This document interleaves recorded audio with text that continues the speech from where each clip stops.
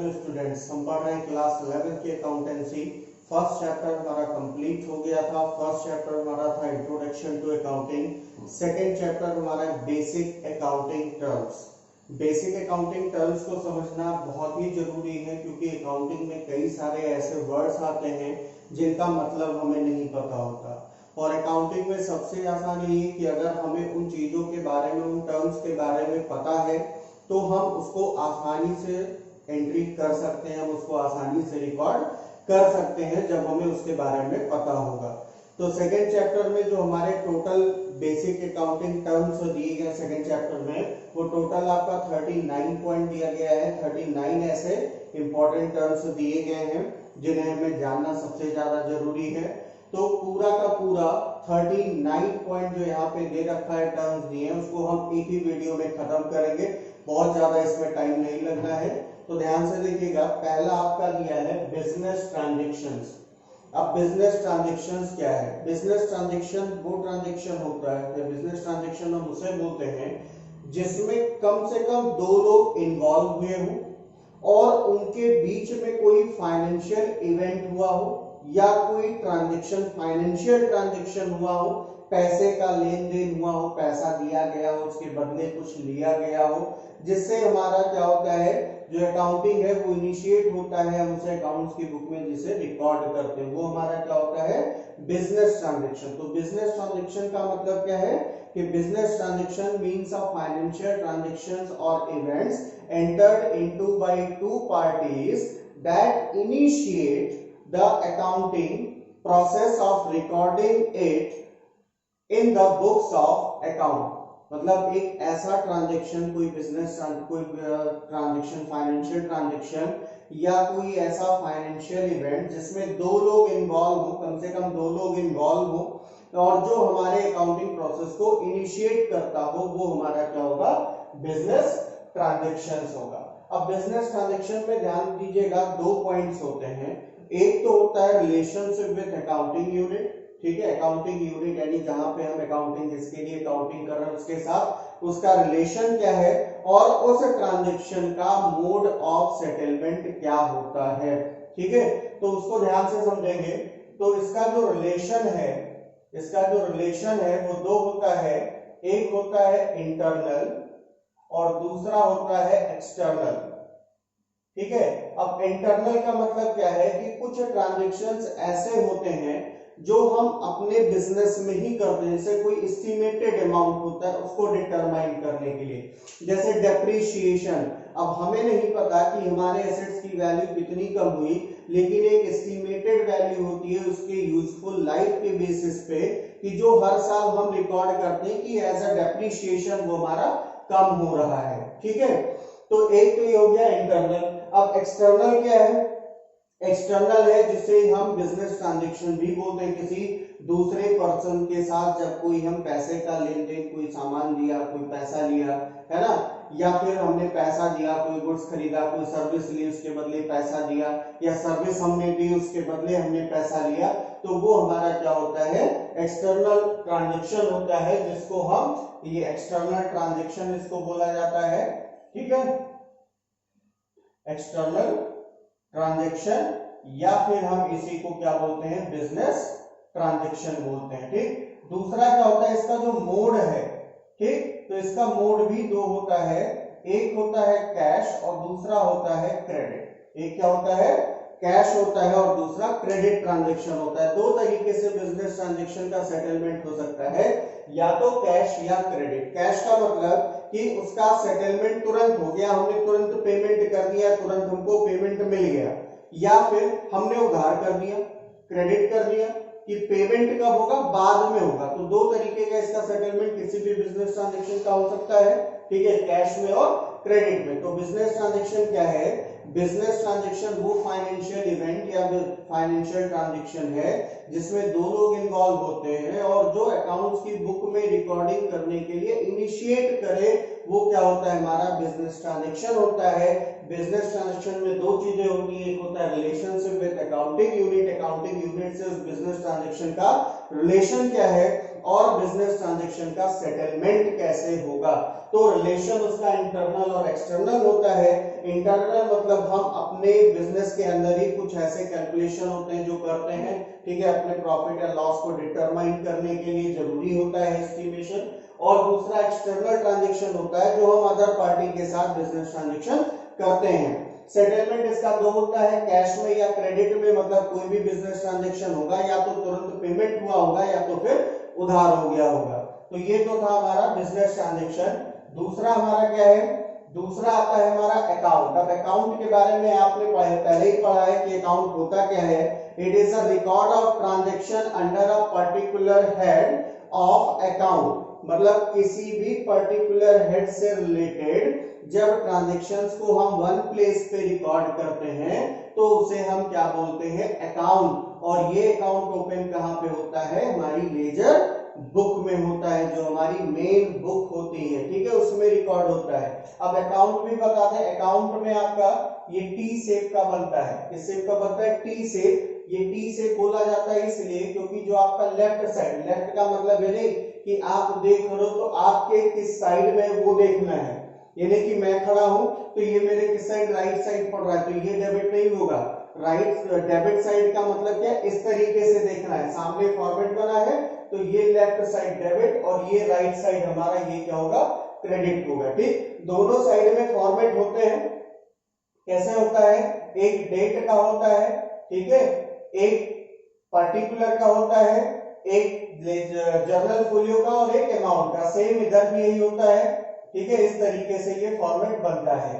इसको हम बोलते हैं अकाउंट। और यहाँ पे ऊपर क्या लिखा जाता है, नेम ऑफ हेड, मतलब जिसका हम अकाउंट ओपन कर रहे हैं। मान लीजिए कि हमने परचेज किया, पूरे साल भर में जो भी परचेज किया, तो हम परचेज से रिलेटेड ट्रांजैक्शन चाहते हैं कि एक जगह मिल जाए, हमको अलग अलग ना ढूंढना पड़े, तो हम उसको क्लासिफाई करते हैं। और क्लासिफाई लेजर के बुक में होता है। और क्लासिफिकेशन का प्रोसेस क्या होता है कि जैसे अभी हमने क्या कहा कि परचेज से रिलेटेड ट्रांजैक्शन को वन प्लेस पे रिकॉर्ड करना है, तो मैं ऊपर लिखूंगा परचेज, और जितना भी मैंने खरीदा होगा उन सब को यहाँ पे डेट वाइज में लिखते चला जाऊंगा, जिस जिस डेट में मैंने खरीदा है, ठीक है। तो ये होता है हमारा अकाउंट, जिसमें एक पर्टिकुलर हेड से रिलेटेड ट्रांजैक्शंस को वन प्लेस पे रिकॉर्ड किया जाता है। नेक्स्ट आता है कैपिटल, सबसे इंपॉर्टेंट चीज है, बिना इसके तो हम बिजनेस कर ही नहीं सकते, है ना। तो कैपिटल क्या है, amount invested by the proprietor. Proprietor कौन, बिजनेस का ऑनर, जो मालिक है बिजनेस का, जिसने बिजनेस स्टार्ट किया है, वो जो पैसा बिजनेस में इन्वेस्ट करता है वो क्या बोला जाता है, कैपिटल। क्या बोला जाता है, कैपिटल। और एक चीज और बता दें कि कैपिटल इज इक्वल टू क्या होता है, टोटल एसेट्स माइनस लायबिलिटीज, यानी जितनी भी हमारे पास एसेट्स है उसमें से अगर अपनी हम लायबिलिटी को निकाल दें, लायबिलिटी मतलब जो पेमेंट हमें करने हैं उसको निकाल दें, तो जो बचेगा वो क्या होगा, कैपिटल। और दूसरी चीज, कैपिटल हमेशा बिजनेस की लायबिलिटी होती है, इसीलिए इसको हम लायबिलिटी साइड में ही लिखते हैं, ठीक है। कैपिटल क्या होता है, बिजनेस की लायबिलिटी होती है। अब आप क्वेश्चन करोगे कि बिजनेस की लायबिलिटी कैसे हो गई, जब पैसा मेरा है तो लायबिलिटी कहां से मेरे बिजनेस की हो गई। भाई बिजनेस तुम्हारा है, बिजनेस नहीं है, ठीक है। बिजनेस में आपने पैसा लगाया, आप उसके ऑनर जरूर हो, लेकिन यहाँ पे अकाउंटिंग पॉइंट ऑफ व्यू से क्या है, दोनों सेपरेट हैं, बिजनेस अलग और कैपिटल यानी प्रोप्राइटर अलग। प्रोप्राइटर एक अलग पर्सन, बिजनेस एक आर्टिफिशियल पर्सन। प्रोप्राइटर ने क्या किया, पैसा उठा के किसको दिया, बिजनेस को दिया। अब बिजनेस उसको पैसे को रन करेगा, उससे प्रॉफिट अर्न करेगा, जो भी करेगा वो करेगा, आप सिर्फ उसके लिए काम कर रहे हो, ठीक। तो जब आपने पैसा बिजनेस को दिया है एज अ थर्ड पर्सन मान के, तो उसकी लायबिलिटी हुई या नहीं हुई। जैसे आप अगर अपना पैसा अपने फ्रेंड को दे दो तो आपके फ्रेंड की लायबिलिटी हुई कि नहीं हुई कि वो आपका पैसा बाद में वापस करे। तो उसी तरीके से जब भी कोई प्रोप्राइटर बिजनेस को पैसा देगा तो वो बिजनेस के लिए लायबिलिटी होगी कि अपने प्रोप्राइटर का पैसा वो रिटर्न करे, इसलिए कैपिटल को हमेशा लायबिलिटी में रखा जाता है। नेक्स्ट क्या आता है, ड्राइंग्स। अब देखिए ड्राइंग्स क्या होता है, कोई भी अमाउंट या गुड्स अमाउंट या गुड्स अगर प्रोप्राइटर अपने पर्सनल यूज के लिए लेता है, एनी अमाउंट और goods taken by the proprietor for his personal और हाउस होल्ड पर्पस, तो उसे हम क्या बोलेंगे, ड्राइंग्स बोलेंगे। ठीक है, नेक्स्ट देखिए क्या है, लायबिलिटीज। लायबिलिटीज क्या है? लायबिलिटी का मतलब होता है कि amount payable by the business. Payable, payable लगा, पे नहीं लगा, पे का मतलब दे दिया, पेबल का मतलब कि जो हमने दिया नहीं अभी हमें देना है, हमारे बिजनेस को जो पैसा देना है। जैसे अगर मैं बिजनेस कर रहा हूं तो मैं अपने आप को बिजनेस की जगह पे रख के ही सारी चीजों को जो है देखूंगा और उसी के हिसाब से ट्रांजैक्शन को लिखना होता है। तो मान लो कि मैं बिजनेस हूं और मैं किसी भी मान लो एक इलेक्ट्रॉनिक शॉप है मेरी, ठीक, इलेक्ट्रॉनिक बिजनेस है। अब मुझे उसमें फ्रिज सेल करना है, तो फ्रिज सेल करना है, होना तो चाहिए पहले फ्रिज, पैसा थोड़ा कम है, हमको सामान चाहिए ज्यादा, ठीक, तो हम कुछ सामान उधार खरीद के लेके आ गए। अब जब कुछ सामान हम उधार खरीद के लाए तो जिससे हमने खरीदा है उधार में, पैसा वापस करने की जिम्मेदारी है नहीं है कि हम उसको बाद में पैसा पे कर दें, उसी को बोलते हैं लायबिलिटी। और पैसा देना है मतलब पेबल, वो क्या हो गया, पेबल हो गया। तो amount payable by the business वो क्या होता है, लायबिलिटी होती है। और जो लायबिलिटी हमारी ये दो होती है, एक होती है नॉन करेंट लायबिलिटीज और दूसरी होती है हमारी करेंट लायबिलिटीज।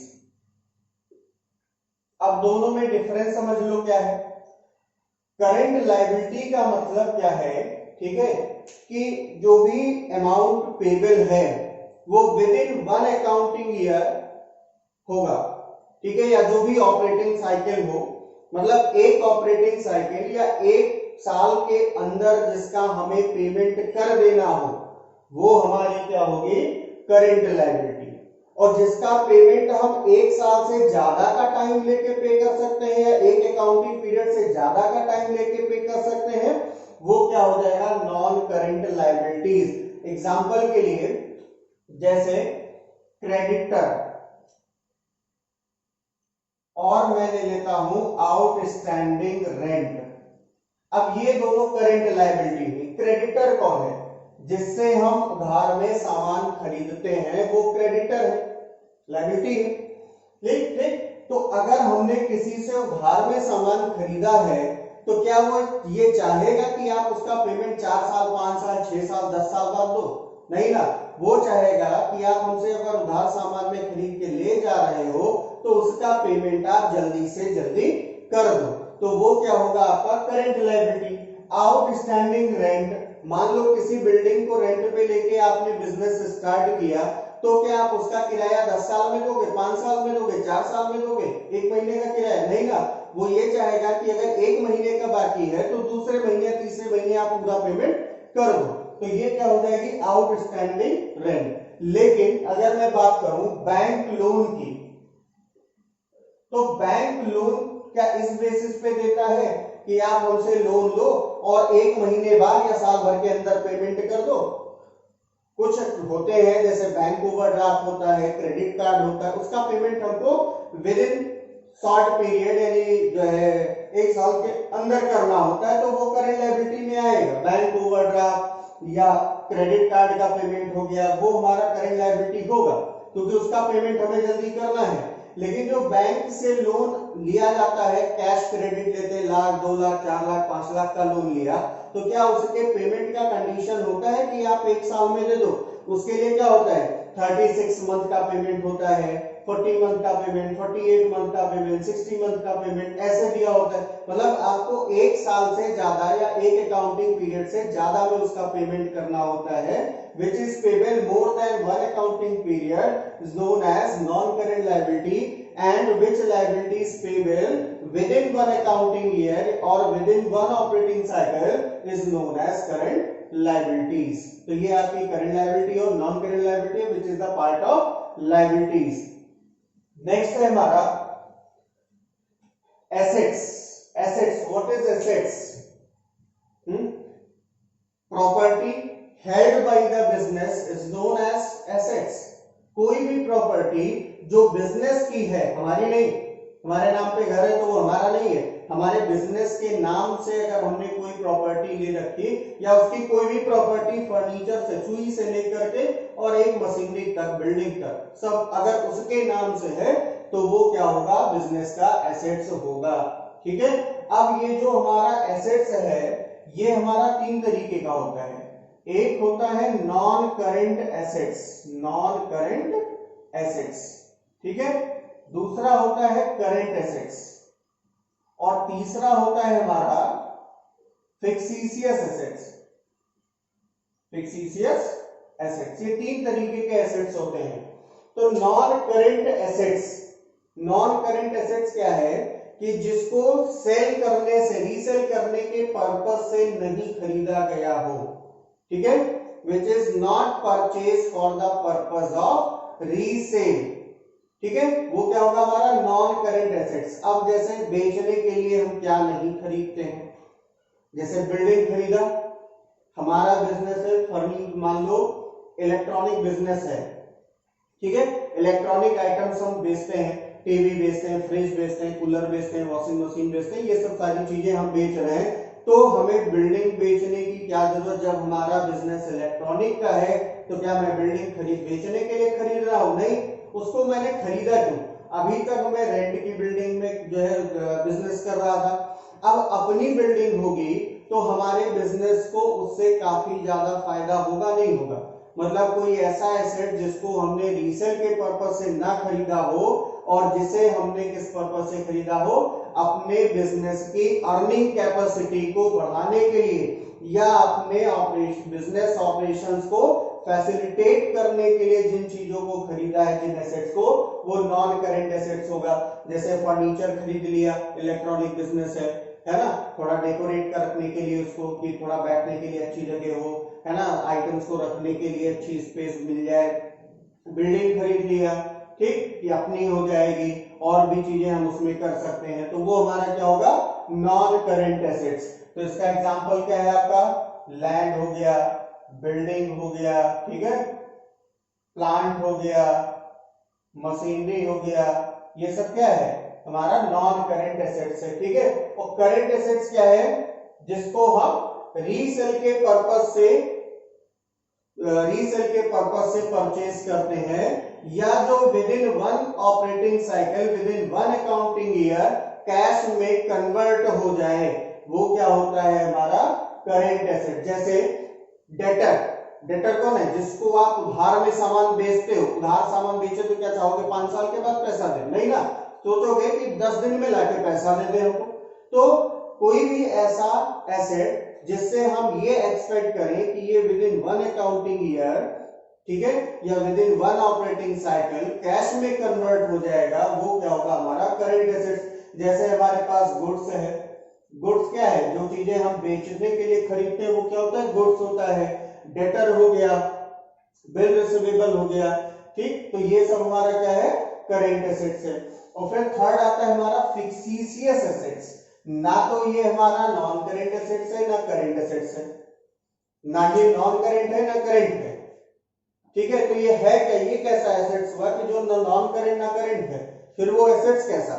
तो ये एक टाइप का एक्सपेंस होता है, लॉस होता है, जिसको हमने इस ईयर में रिटर्न ऑफ नहीं किया है, जो नेक्स्ट ईयर में रिटर्न ऑफ होगा। मतलब कोई ऐसा एक्सपेंस जो हमने एक्सपेंड तो कर दिया है लेकिन उसका बेनिफिट हमको ज्यादा टाइम तक मिलेगा, वो क्या होगा? हमारा फिक्सिशियस एसेट्स होगा। जैसे एग्जांपल के लिए एक सिंपल सा एग्जांपल है एडवर्टाइजमेंट एक्सपेंस। एडवर्टाइज पे खर्च करते हैं पैसा, ठीक है, तो एडवर्टाइज पे अगर हमने पैसा खर्च किया तो उसका बेनिफिट जिस दिन हमने एडवर्टाइज किया उसी दिन तक तो मिलेगा नहीं। बहुत सारे टीवी में आप ऐड देख रहे हो जो 2-2 साल 3-3 साल से आ रहे हैं, मतलब उसका हमने एक्सपेंड पेमेंट तो एक बार में कर दिया, झटके से हमने पूरा पेमेंट दे दिया, लेकिन उस एड का, एडवर्टाइजमेंट का फायदा हमको 2 से 3 सालों तक मिलेगा। तो हम उसको करते क्या है कि जितने साल तक उसका बेनिफिट हमको मिलेगा उतने साल में डिवाइड कर देते हैं। मान लो कि 15,000 रुपए का हमने एक्सपेंड किया एडवर्टाइजमेंट पे, और हमको पता है कि ये हमारा 3 साल तक बेनिफिट देगा। कितने साल तक बेनिफिट देगा? 3 साल तक। तो हमने इसको क्या किया, 3 से डिवाइड कर दिया, तो पर ईयर के हिसाब से कितना आया? 5,000। क्योंकि अकाउंटिंग का रूल है जिस ईयर का एक्सपेंस होगा उसी ईयर में उसको एज अ एक्सपेंस दिखाएंगे, बाकी एक्सपेंस को हम उसी ईयर में नहीं दिखा सकते जो इस ईयर से रिलेटेड हो ही ना। तो 5,000 रुपीज पर ईयर आया, तो जिस ईयर हमने एक्सपेंड किया उस साल का खर्चा हम एक्सपेंस में लिख लेंगे। बाकी जो बचा 10,000 रुपीज, ये तो अगले साल का है, तो इसी को हम बोलते हैं फिक्सिशियस एसेट्स, और इसी एक्सपेंस को बोला जाता है डिफर्ड रेवेन्यू एक्सपेंडिचर। अब एक्सपेंस में आएगा ये पॉइंट, तो ये जो हमारा आता है ये एक्सपेंस 15,000 रुपए का खर्चा, ये डिफर्ड रेवेन्यू एक्सपेंडिचर। जो एक्सपेंस हमको more than 1 accounting year benefit दे वो हमारा क्या होता है? Deferred revenue expenditure. और उसमें से जितना करंट ईयर का निकाल दिया, नेक्स्ट ईयर का जो बचा वो हमारा क्या हो जाता है? फिक्सिशियस एसेट्स होता है। तो ये हो गया हमारा एसेट्स, ठीक है। अब इसके बाद अगला आता है पॉइंट रिसीप्ट्स। क्या आता है? रिसीप्ट्स। रिसीप्ट्स का मतलब क्या? अमाउंट रिसीव्ड और रिसीवेबल बाय द बिजनेस, वो रिसीप्ट है, ठीक। रिसीव्ड और रिसीवेबल। रिसीव्ड मतलब मिल चुका है, रिसीवेबल मतलब जो मिलने वाला है, वो हमारा क्या होता है? रिसीप्ट होता है, ठीक है। अब इसमें आता है दो तरीके का, एक होता है रेवेन्यू रिसीप्ट और दूसरा होता है कैपिटल रिसीप्ट। ये दो तरीके का रिसीप्ट होता है। अब रेवेन्यू रिसीप्ट क्या है और कैपिटल रिसीप्ट क्या है, ठीक। तो इसके लिए हम थोड़ा सा एक्सपेंडिचर को भी समझ लेते हैं साथ में, तब समझ में आएगा। एक्सपेंडिचर देखिए क्या होता है, ये भी दो तरीके का होता है, रेवेन्यू एक्सपेंडिचर और दूसरा होता है कैपिटल एक्सपेंडिचर,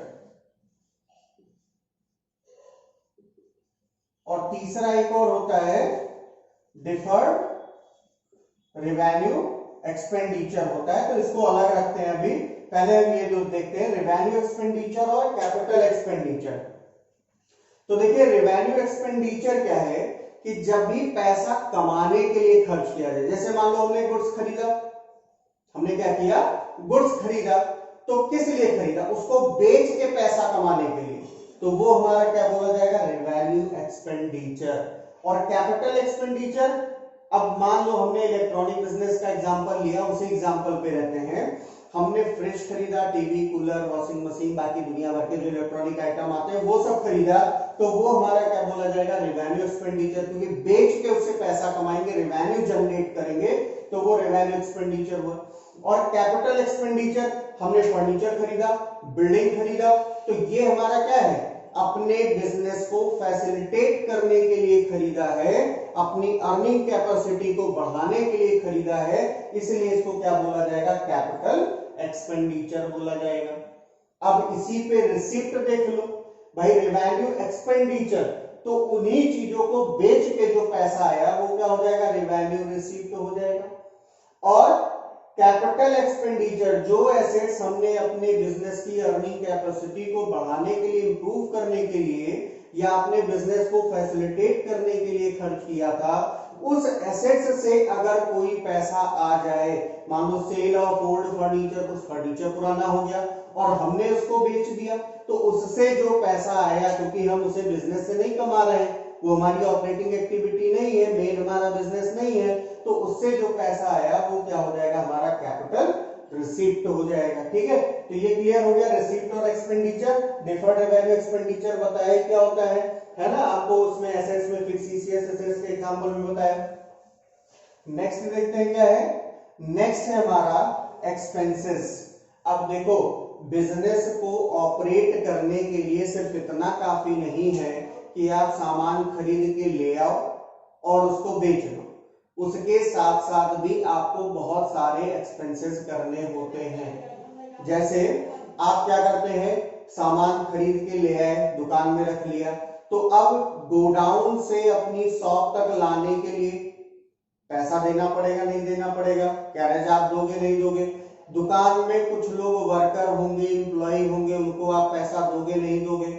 आपको कुछ एडिशनल एक्सपेंस आएगा, जैसे आपने कोई टैक्स पे किया या आपने कोई मान लो रेंट पे किया, कन्वेंस का दिया, वेजेस दिया, कमीशन दिया, सैलरी दिया, रॉयल्टी फी दिया। तो ये सब जो बिजनेस को ऑपरेट करने के लिए डे टू डे एक्सपेंसेस होते हैं उसको क्या बोला जाता है, एक्सपेंसेस। अब एक्सपेंसेस देखिए, हमारा एक तो होता है इमीडिएट पेमेंट, कैश में ट्रांजेक्शन हुआ वो तो कैश हो गया एक्सपेंस। लेकिन एक्सपेंसेस हमारा दो और होता है, एक होता है आउटस्टैंडिंग एक्सपेंसेस और दूसरा होता है प्रीपेड एक्सपेंसेस। अब आउटस्टैंडिंग एक्सपेंसेस क्या है और प्रीपेड एक्सपेंसेस क्या है। आउटस्टैंडिंग का मतलब होता है बकाया। बकाया मतलब कि कोई भी खर्चा हुआ हमने उधार कर दिया, मान लो बिल्डिंग हमने रेंट पे ले रखा है या कोई वर्कर है हमारे यहाँ काम करता है, हमने पैसा बोल दिया कि अभी नहीं देंगे बाद में आपको पेमेंट करेंगे, तो वो क्या हो गया, आउटस्टैंडिंग। ठीक। प्रीपेड, प्रीपेड का मतलब कि आप जिस बिल्डिंग में बिजनेस कर रहे हो उस बिल्डिंग का रेंट आपने क्या किया, 2 महीने का पहले ही पे कर दिया, एडवांस में कोई पेमेंट कर दिया, तो वो क्या बोला जाता है, प्रीपेड एक्सपेंसेस। ठीक है, क्या बोलते हैं उसको, प्रीपेड एक्सपेंसेस। ठीक है। इनकम, इनकम क्या है, इनकम का सीधा सा मतलब कि पूरे साल भर में जो भी प्रॉफिट आपने कमाया, साल भर में जो भी प्रॉफिट आपने कमाया वो आपका क्या होगा, इनकम होगा। क्लियर। प्रॉफिट क्या है, अब देखो दोनों देखने में सही एक ही जैसा लग रहा है। इनकम का मतलब क्या है, साल भर में जो प्रॉफिट कमाया, पूरे साल भर में जो प्रॉफिट कमाया वो इनकम। तो प्रॉफिट उसमें क्या है, प्रॉफिट एक अलग थोड़ा सा टर्म हो जाता है। प्रॉफिट का मतलब प्रॉफिट ही है कि प्रॉफिट कमाया, लेकिन किससे कमाया, ऑपरेटिंग एक्टिविटी से, ऑपरेटिंग एक्टिविटी से। अब ऑपरेटिंग एक्टिविटी का मतलब क्या है कि जैसे मान लो आपके पास है एक टीवी है, आपने इसको सेल किया, और आपके पास एक पुराना फर्नीचर था उसको भी आपने सेल किया तो इन दोनों के सेल में जो आपका प्रॉफिट हुआ ये तो बोला जाएगा इनकम।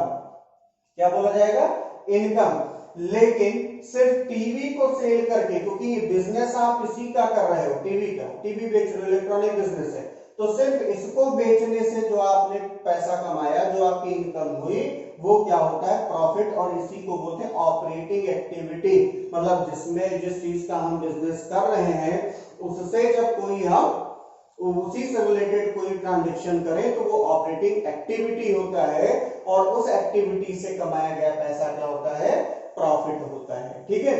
अब है गेन, बस इसी को अलग कर दो, इससे जो पैसा कमाया वो क्या हो गया आपका गेन। इरेगुलर टाइप का जो ट्रांजेक्शन होता है, मतलब जो ट्रांजेक्शन हम रोज रोज नहीं करते, कभी कभी अचानक हो गया ट्रांजेक्शन, मशीनरी खराब हो गई थी, बेच दिया, उससे पैसा आ गया, प्रॉफिट हो गया, तो वो क्या कहलाएगा, आपका गेन कहलाएगा। ठीक है। फिर नेक्स्ट आता है लॉस। क्या आता है, लॉस। लॉस क्या होता है, लॉस का मतलब कि जो पैसा आपने कमाया आपका खर्चा उससे भी ज्यादा हो गया, तो जितना एक्सेस एक्सपेंस हुआ ओवर रेवेन्यू वो क्या होगा, आपका लॉस होगा। ये तो टर्म सबको पता होगा। परचेजेस, अब बात आती है कि परचेजेस क्या है, खरीदते तो हम सब कुछ है, तो हम सबको तो परचेज बोल सकते हैं, नहीं ऐसा नहीं है। परचेज टर्म हम उसी के लिए यूज करेंगे जिस चीज का हम बिजनेस कर रहे हैं, वो हमारे लिए परचेज टर्म यूज होगा जब हम उस गुड्स को खरीदेंगे। जैसे एक अगर मान लो इलेक्ट्रॉनिक का बिजनेस है तो उसमें फर्नीचर आपका परचेज नहीं यूज होगा। जैसे फर्नीचर खरीदा तो वो एसेट्स बोला जाएगा, ना कि परचेज गुड्स बोला जाएगा।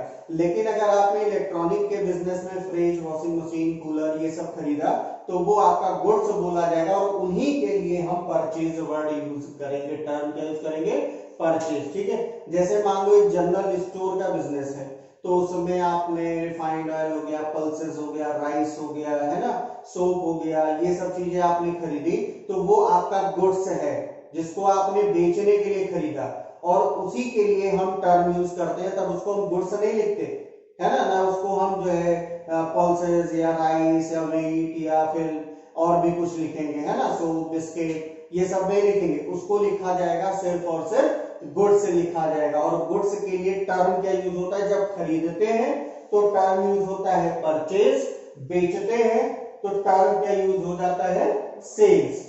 खरीदा हुआ सामान जब हम वापस कर देते हैं, सिर्फ गुड्स की बात कर रहे हैं, जो गुड्स जो बेचने के लिए आपने खरीदा, अगर आपने किसी भी रीजन से डिफेक्टिव है या जो आपने ऑर्डर दिया उसके अकॉर्डिंग नहीं है, वापस कर देते हैं तो परचेज रिटर्न। और जब आप उसको सेल करते हो और कस्टमर आपका आके वापस कर जाए तो उसको परचेज रिटर्न बोलते हैं, ठीक। फिर आता है रेवेन्यू फ्रॉम ऑपरेशंस। अभी हमने ऑपरेटिंग एक्टिविटी समझाया है ना, तो ऑपरेटिंग एक्टिविटी से जो पैसा आता है जिसको हम नॉर्मली सेल बोल सकते हैं, ठीक है, क्या बोल सकते हैं, सेल, तो वो हमारा होता है रेवेन्यू फ्रॉम ऑपरेशंस। फिर आता है नेक्स्ट हमारा गुड्स। गुड्स का मतलब क्या होता है, फिजिकल आइटम्स ऑफ ट्रेड। सब एक दूसरे से कनेक्टेड है, बिना एक दूसरे से कनेक्ट किए कुछ पता नहीं चलेगा, इसलिए थोड़ा बहुत तो पहले ही सुन लिए हो। तो गुड्स क्या है, फिजिकल आइटम ऑफ ट्रेड, यानी जिसमें हम बिजनेस डीलिंग करते हैं वो हमारा क्या होता है, गुड्स। जैसे जनरल स्टोर मतलब क्लोथ बिजनेस है, तो क्लोथ के बिजनेस में जो क्लोथ आएंगे वो क्या होगा, हमारा गुड्स होगा। अब वहां पे कुछ फर्नीचर के भी जो दुकान में देखा होगा कि फर्नीचर भी होते हैं जिसमें वो कपड़े को रखते हैं ढंग से, है ना, मैनेज तरीके से रखते हैं, तो वो उनका एसेट्स है, जो फर्नीचर का पार्ट है। फैन लगा है वो उनका एसेट्स है, बिल्डिंग है वो एसेट्स है, लेकिन क्लोथ जो खरीद रहे हैं वो क्या है, गुड्स है उनके लिए। तो फिजिकल आइटम ऑफ ट्रेड जिसमें हम बिजनेस की डीलिंग्स करते हैं। फिर इसके बाद आता है स्टॉक। स्टॉक क्या है भाई, गुड्स तो हो गया जो खरीदा, और खरीद के जो हमने रख रखा है बेचने के लिए उसी को तो स्टॉक बोलते हैं। सब कॉमन सी चीजें, हमेशा सुनते हो ये सब चीजें, है ना। तो जो चीजें जो गुड्स है held by the business for the purpose of sale, जो गुड्स बिजनेस ने अपने पास रखा है सेल की पर्पस से, वो क्या होता है, स्टॉक होता है। स्टॉक दो, एक होता है ओपनिंग और एक होता है क्लोजिंग। एक होता है ओपनिंग और एक होता है क्लोजिंग, लेकिन सबसे पहले हम बात करेंगे क्लोजिंग, फिर बात करेंगे ओपनिंग। क्यों, क्योंकि मान लो अभी आज हमने इस साल बिजनेस स्टार्ट किया, तो ईयर के एंड में कुछ स्टॉक ऐसा होगा, गुड्स होगा जो नहीं बिका, इस साल खत्म नहीं हुआ लास्ट डे, तो आखिरी दिन जो बचा हुआ गुड्स है उसको क्या बोलेंगे, क्लोजिंग स्टॉक। और अगले दिन जैसे मान लो आज शाम को दुकान बंद किया, तो आज शाम को जो दुकान के अंदर सामान पड़ा है जो बिका नहीं, वो क्या हुआ, क्लोजिंग हुआ, क्योंकि दुकान आप क्या कर रहे हो, क्लोज कर रहे हो।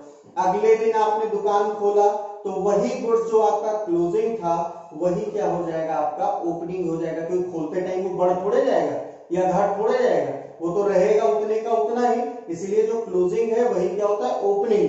अब ये तो हमने शाम और सुबह को एग्जांपल लिया, अब यहाँ पे ईयर को लेते, ईयर के एंड में जो अनसोल्ड गुड्स है वो क्लोजिंग स्टॉक, और अगले दिन नया ईयर स्टार्ट होगा तो बिगिनिंग ऑफ द ईयर जो अनसोल्ड गुड्स है वो क्या हो जाएगा, हमारा ओपनिंग स्टॉक। अब देखो इसमें भी तीन होता है, एक होता है रॉ मटेरियल का स्टॉक, एक होता है वर्क इन प्रोग्रेस का स्टॉक, और एक होता है फिनिश्ड गुड्स का स्टॉक, ठीक। जैसे आप कोई बिजनेस कर रहे हो सॉरी मैन्युफैक्चरिंग का, अब मैन्युफैक्चर आप क्या कर रहे हो, क्लोथ का मैन्युफैक्चरिंग कर रहे हो मान लो।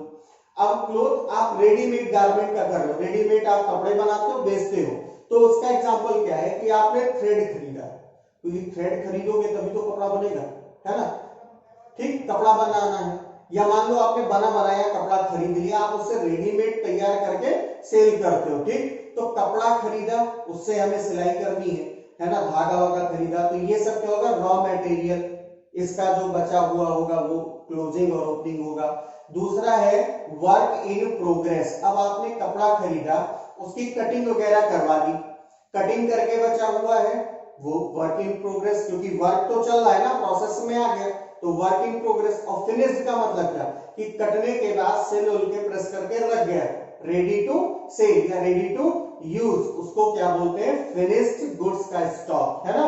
तो ये होता है हमारा स्टॉक। फिर नेक्स्ट हमारा क्या है, ट्रेड रिसीवेबल। रिसीवेबल ध्यान दीजिएगा, रिसीवेबल, ट्रेड मतलब होता है व्यापार, मतलब व्यापार में जो पैसा मिलने वाला है, हमारे बिजनेस में जो पैसा मिला नहीं, मिलने वाला है, वो क्या होगा, ट्रेड रिसीवेबल होगा। और trade receivable is the sum total of debtors and bill receivable. तो what is trade receivable? Trade receivable means amount receivable by the business and it is the sum total of debtor and bills receivable. अब what is debtor and what is bill receivable? तो debtor की बात करें तो debtor कौन होता है? जिसको हम गुड्स उधार में बेचते हैं, वो कौन होता है? हमारा debtor होता है, ठीक। अब bill receivable क्या है? अब वही debtor एक हमको लेटर बना के देते, एक्सेप्ट करके दे दे, एक पेपर पे लिख के, एक फॉर्म पूरा होता है जिसको बिल ऑफ एक्सचेंज बोलते हैं, कि हम आपको पैसा 2 महीने 3 महीने के बाद देंगे, फिक्स्ड टाइम पीरियड अगर दे दे रिटर्न में, तो वो क्या होता है? बिल्स रिसीवेबल होता है, ठीक है। ऐसे ही bills payable, trade payable. Trade payable क्या है? Amount payable by the business, मतलब बिजनेस को जो पैसा देना है, उधार में सामान खरीद रखा है भाई, उसका पैसा देना है, तो वो क्या होगा? ट्रेड पेबल होगा। और ये क्या होता है? सम total of creditors and bills payable. और ये क्या होता है? डेटर्स प्लस बिल्स रिसीवेबल होता है, ठीक है। अब क्रेडिटर कौन है? जिससे हमने उधार में सामान खरीदा है, वो हमारा कौन है? क्रेडिटर। और अगर हम उसको लिख के दे रहे हैं कि मैं 2 महीने के बाद आपको पेमेंट दूंगा, बिल ऑफ एक्सचेंज जिसको बोलते हैं, बना के दे दिया, तो उसको क्या बोलेंगे? बिल्स पेबल, क्योंकि पैसा हमने एक्सेप्ट किया पे करने के लिए, तो हमारे लिए पेबल। और अगर कोई दूसरा एक्सेप्ट करके हमको दे रहा है कि हम आपको पैसा देंगे, तो रिसीवेबल। नेक्स्ट आता है कॉस्ट। अब कॉस्ट क्या है? कोई भी सामान आप खरीदते हो तो जिस प्राइस पे आपने खरीदा, सिर्फ वही कॉस्ट नहीं होता। हमको अक्सर यही लगता है कि जिस प्राइस पे हमने गुड्स को खरीदा है, वही प्राइस सिर्फ उसकी कॉस्ट है, तो गलत सोच रहे हैं। कॉस्ट इज इक्वल टू क्या होता है? Purchase price plus direct expenses, अब परचेज प्राइस तो समझ में आया, हम चले गए, है ना, दूसरे स्टेट में, किसी दूसरे स्टेट में चले गए, हम हैं यूपी के, चले गए दिल्ली में, हमने खरीदा जीन्स का, खरीद लिया, पूरा गट्ठर खरीदा बेचने के लिए, हम रेडीमेड गारमेंट का बिजनेस कर रहे हैं, ठीक। तो वहां पे उस जीन्स को खरीदने के लिए दुकान वाले को जो पैसा दिया, वो क्या होगा? परचेज प्राइस होगा। तो क्या वही उसकी कॉस्ट है? नहीं, वहां से लेकर के अपनी दुकान तक लाने का जो खर्चा होगा, सिर्फ ट्रांसपोर्ट इन्वॉल्व नहीं होता, ट्रांसपोर्ट का चार्ज दिया, रास्ते में कोई टैक्स पे करना पड़ा, रोड पे टैक्स जो देते हैं, ठीक है, मान लो उसने गुड्स का इंश्योरेंस भी करा दिया, तो वो सब उसकी डायरेक्ट कॉस्ट होती है। यानी जिस जगह पे हमने खरीदा, उस जगह से अपनी दुकान तक लाने का जितना भी खर्चा होगा, वो सब जब हम परचेज प्राइस में ऐड करेंगे, तो वो होगा कॉस्ट, ठीक है। नेक्स्ट आता है वाउचर। वाउचर क्या होता है? Evidence of the business transaction. Business transaction का एविडेंस जो होगा, भाई अभी हमने बताया यूपी के हो, दिल्ली में गए, वहां से जींस खरीद लिया, तो वहां से उससे कोई बिल वाउचर मिलेगा? जो बिल वाउचर आपको मिलेगा, वही आपका क्या होता है? बिल मिला, रिसिप्ट मिला, वो अलग अलग तरीके का है, पूरा चैप्टर है उसका, ठीक है, उस पर डिस्कस बाद में करेंगे। तो जो हमको वहां पे बिल मिला, प्रूफ मिला, वही हमारा क्या होता है? वाउचर। और इसी की हेल्प से ट्रांजैक्शंस को रिकॉर्ड किया जाता है, ठीक है। नेक्स्ट आता है आपका डिस्काउंट। क्या आता है? डिस्काउंट, ठीक है। अब डिस्काउंट हमारा क्या है? सब लोग जानते हो डिस्काउंट क्या है? छूट। क्या होता है? छूट होता है ना, कि कोई भी सामान हम खरीदते हैं, उस पर हमको छूट मिल जाता है, कोई पैसा हमें देना होता है तो उस पर भी छूट मिल जाता है कि चलो कम देना है हमें पैसा। तो डिस्काउंट क्या है? जब भी कोई पेमेंट पे कुछ खरीद रहे हो, उस टाइम जब उसकी प्राइस में रिडक्शन हो जाए, तो उसे हम क्या बोलते हैं? डिस्काउंट बोलते हैं। अब ये जो हमारा डिस्काउंट है, ये हमारा दो तरीके का होता है। एक होता है ट्रेड डिस्काउंट और दूसरा होता है कैश डिस्काउंट। ठीक, अब रिडक्शन समझ में आया कि गुड्स की प्राइस में या जो पैसा हमें पे करना जब उसमें कोई कमी आ जाए तो उसे क्या बोलते हैं, हम डिस्काउंट बोलते हैं। अब डिस्काउंट दो तरीके का होता है हमारा, एक होता है कैश डिस्काउंट, एक क्या होता है कैश डिस्काउंट, और दूसरा होता है ट्रेड डिस्काउंट। क्या होता है, ट्रेड डिस्काउंट। दोनों में डिफरेंस क्या है, ठीक है। अब दोनों में डिफरेंस देखिए क्या है। हम गए किसी दुकान पे, हम बिजनेस कर रहे हैं, बिजनेस के पॉइंट ऑफ व्यू से सोचना, कस्टमर के पॉइंट ऑफ व्यू से मत सोच लेना कि मैं गया एक शर्ट खरीदने तो उस पे जो डिस्काउंट मिला वो मत सोचो, क्योंकि हम यहाँ अकाउंटिंग पढ़ रहे हैं। अकाउंटिंग बिजनेस की होती है, किसी इंडिविजुअल की नहीं। हम अकाउंटिंग करने बैठते, अपने घर के खर्चों को हम जोड़ेंगे तो परेशान होंगे। बिजनेस का अकाउंटिंग करना है तो इसमें देखिए, मान लीजिए क्लोथ का ही बिजनेस है हमारा, ठीक। अब हमने क्या किया, हम गए सामान खरीदने, हमने लार्ज क्वांटिटी में खरीदा। लार्ज क्वांटिटी का मतलब कि बहुत सारे पीसेस खरीद लिए, बहुत ज्यादा खरीदा, या बहुत बड़े अमाउंट का खरीदा। हमने मान लो 10,000 पीस खरीदा या 10 लाख रुपए का खरीदा, तो उस टाइम पे उस गुड्स की जो वैल्यू है, उस जीन्स की जो वैल्यू है, उसमें अगर कोई रिडक्शन कर दे उसकी वैल्यू में, तो वो क्या बोला जाएगा, ट्रेड डिस्काउंट बोला जाएगा। ठीक है, जब हम कोई गुड्स लार्ज क्वांटिटी या लार्ज अमाउंट में खरीदते हैं और उस पे कोई डिस्काउंट होता है तो वो क्या बोला जाता है, ट्रेड डिस्काउंट। और कैश डिस्काउंट भैया लालच है, सीधी सी बात। मैं गया था 10 लाख रुपए का खरीदा, 4 लाख दिया या 6 लाख रुपए उधार कराया था, बोला 2 महीने बाद पैसा देंगे। उसने हमको 1 महीने बाद फोन किया और बोला कि अगर आप हमारा पेमेंट विद इन 10 डेज कर दो तो हम आपको 10% डिस्काउंट देंगे। जो भी आप पैसा बाकी हो, 6 लाख रुपीस जो आप बाकी हो, हम उस पे आपको 10% डिस्काउंट देंगे। लेकिन अगर आप विद इन 10 डेज पेमेंट कर दो तो उस टाइम पे प्रॉम्प्ट पेमेंट को, ठीक है, प्रॉम्प्ट पेमेंट के लिए या जल्दी पेमेंट करने के लिए जब इंकरेज करना होता है तो उस टाइम पे जो डिस्काउंट दिया जाता है वो क्या होता है, हमारा कैश डिस्काउंट। ठीक है, नेक्स्ट है हमारा बैड डेट्स। तो बैड डेट क्या है, ये रिलेटेड होता है हमारा किसे, डेटर से।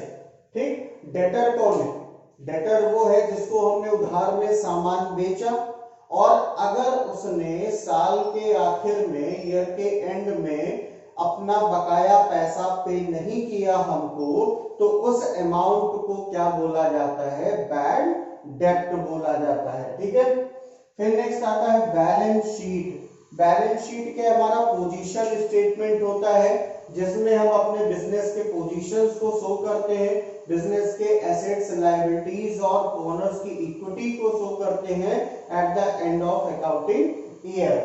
नेक्स्ट है हमारा बुक वैल्यू। बुक वैल्यू का मतलब जिस वैल्यू पे हम किसी भी एसेट्स को हम बिजनेस की बुक में रिकॉर्ड करते हैं उस वैल्यू को हम बुक वैल्यू बोलते हैं। नेक्स्ट है हमारा books of account. Books of account का मतलब जिस बुक में हम बिजनेस ट्रांजैक्शंस को रिकॉर्ड करते हैं, जो भी ट्रांजैक्शन हुए फाइनेंशियल नेचर के, मनी के टर्म में जिसको हमने मेजर किया, उसे जिस बुक में हम रिकॉर्ड करते हैं, जिसमें हम अपना हिसाब किताब लिखते हैं, उसको हम क्या बोलते हैं, बुक्स ऑफ अकाउंट बोलते हैं। ठीक है, फिर आता है next cost of goods sold. Cost बिल्कुल वही सेम है, बस आगे लग गया गुड्स सोल्ड। सोल्ड मतलब कि जो गुड्स हम बेच रहे हैं तो उसका कॉस्ट कितना है at the time of sale, उसकी कॉस्ट कितनी है, वो वैल्यू क्या होती है, कॉस्ट ऑफ गुड्स सोल्ड। और क्रेडिट और डेबिट आपका रिलेटेड है आपके सेकेंड पॉइंट अकाउंट से। ठीक है, तो हम क्रेडिट को बोल सकते हैं, क्रेडिट को क्या बोल सकते हैं भाई, कि right side of an account is credit and left side of an account is debit. यानी जो राइट साइड होता है हमारा, जो लेजर में जब हम उसको क्लासिफाई करते हैं, पर्टिकुलर हेड से रिलेटेड ट्रांजैक्शंस को वन प्लेस पे रिकॉर्ड करते हैं, तो उस टाइम जब क्लासिफाई करने के लिए जो फॉर्मेट हमने लेजर में बनाया, जिसको हम टी शेप अकाउंट बोलते हैं, ठीक है, उसका लेफ्ट राइट साइड हमारा क्रेडिट साइड होगा और लेफ्ट साइड हमारा कौन सा होगा, डेबिट साइड होगा। अगर कोई भी अकाउंट के हम क्रेडिट साइड में रिकॉर्ड करते हैं मतलब वो अकाउंट क्रेडिटेड हुआ है, डेबिट में रिकॉर्ड करते हैं मतलब वो अकाउंट डेबिटेड हुआ है। नेक्स्ट है डेप्रिसिएशन।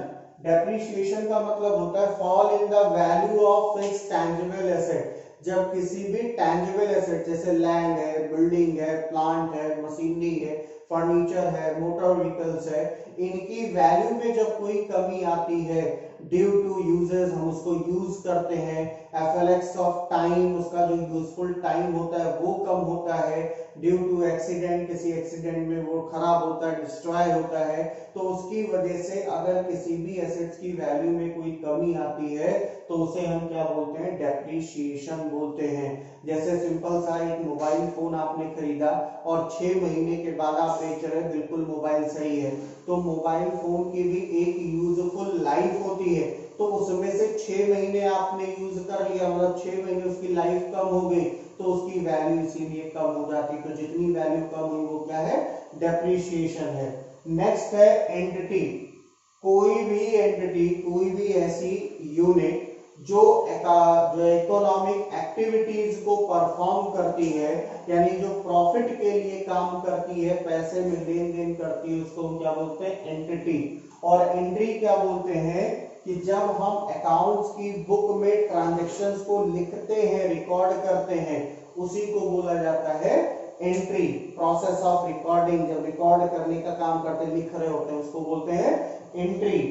इंसॉल्वेंट, इंसॉल्वेंट का मतलब जब भी कोई पर्सन अपनी डेट मतलब अपनी लायबिलिटी पे करने में लायबल नहीं होता, कैपेबल नहीं होता, उसकी इतनी कैपेसिटी नहीं कि वो अपनी लायबिलिटी का पेमेंट कर सके, तो उसको क्या बोलते हैं, इंसॉल्वेंट। ठीक है, शिवाजी द बॉस मूवी देखो, उसमें रजनीकांत क्या होता है, इंसॉल्वेंट हो जाता है, उसका घर बार सब नीलाम हो जाता है, तो उसके पास उतनी लायबिलिटी बढ़ जाती है कि वो अपनी लायबिलिटी का पेमेंट नहीं कर पाता है अपनी सारी प्रॉपर्टी को सेल करके, तो उस टाइम पे उसे क्या बोला जाता है, इंसॉल्वेंट बोला जाता है। सॉल्वेंट, इंसॉल्वेंट मतलब वो इस पोजीशन में नहीं है कि वो अपने डेट का पेमेंट कर पाएगा, लेकिन सॉल्वेंट का मतलब क्या है कि वो इस पोजीशन में है कि अपने डेट का पेमेंट वो कर सकता है। नेक्स्ट है rebate, rebate like discount, discount की तरह ही होता है रीबेट, ठीक है, लेकिन ये तब अप्लाई होता है, ठीक, जब कोई फिक्स्ड पीरियड है कि हम 2 महीने के बाद पेमेंट करेंगे, बिल ऑफ एक्सचेंज लिख दिया और उसमें रिटर्न में हमने दे दिया, पैसा मांगना नहीं आपको, हमने रिटर्न में दे दिया कि 2 महीने बाद पैसा पे करेंगे, ठीक है, डेट दे दिया कि 2 महीने बाद पेमेंट करेंगे, लेकिन हम उसका पेमेंट 1 महीने पे कर दें, जल्दी कर दे पेमेंट, ड्यू डेट से पहले जब कोई पेमेंट कर दिया जाए और उस पे कोई डिस्काउंट मिल जाए, कैश डिस्काउंट, तो उसे क्या बोलते हैं हम, रीबेट मिलते हैं, तो कहते हैं, ठीक है। और लास्ट में होता है प्रोप्राइटर दिया है, अब ये सब तो प्रोप्राइटर के लिए ही तो कर रहे थे, जो बिजनेस का ऑनर होगा, जिसने बिजनेस को स्टार्ट किया होगा, उसे हम क्या बोलेंगे, प्रोप्राइटर, ठीक है, ऑनर ऑफ द बिजनेस। तो ये सेकंड चैप्टर पूरा का पूरा फिनिश, सारे आपने टर्म्स देख लिए, बेसिक अकाउंटिंग टर्म्स क्या क्या है, ठीक है। नेक्स्ट चैप्टर अब हम नेक्स्ट वीडियो में पढ़ेंगे।